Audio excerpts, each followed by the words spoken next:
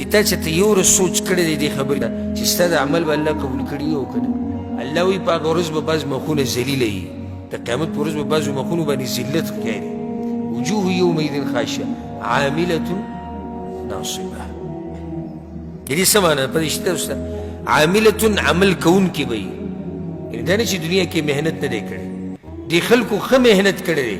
ناصبه ځانې هسې ستړی کړی دی.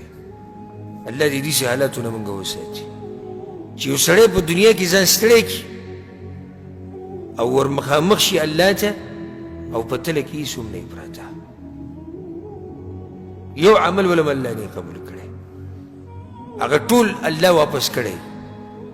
هغه عمل چې د کړي څه وجه خو به یې که نه، هسې خو الله یو عمل نه واپس کوي که نه، هسې خو د ده تله نه ده خالي شوي که نه، هسې خو د ده د اعمال نه دي مردود شوي، خو څه بیماري پکې وکړه نه، څه چل وکړه نه.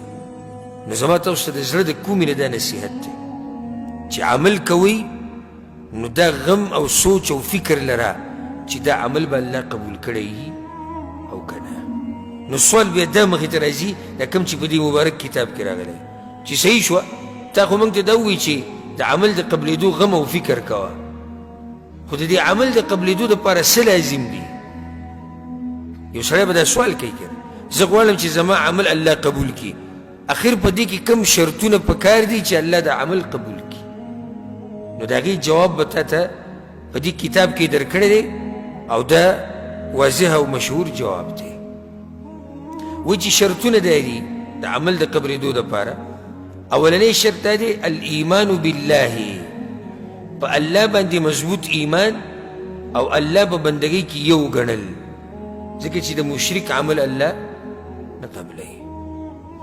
سورة التوبه کې الله سبحانه وتعالی دا خبره کړې ده، وایي زه چې د دې منافقانو د عبادتونه نه قبلوم او د دوی د نفقې او خرچې نه قبلوم، د هغې وجه دا دی چې دوی کفر یې کړی، انکار یې کړی د الله نه، د الله د پیغمبر نه.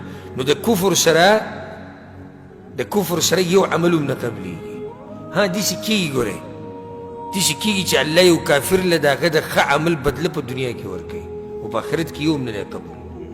په دنیا کې الله د اعمالو بدله دله ورکوي. لکه اوس یو کافر دی اخلاقي دی، د غریبانانو سره منډې وهي، د یتیمانانو تپوس کوي، د کونډو تپوس کوي، غریبانانو باندې خرچې کوي، الله دله د دې اعمالو بدله په دنیا کې ورکوي. الله ډېر غیرتي ذات دی. ګورئ څوک چې د هغه د مخلوق سره ښه وکړي که کافر وني نو بدله وله ورکوي.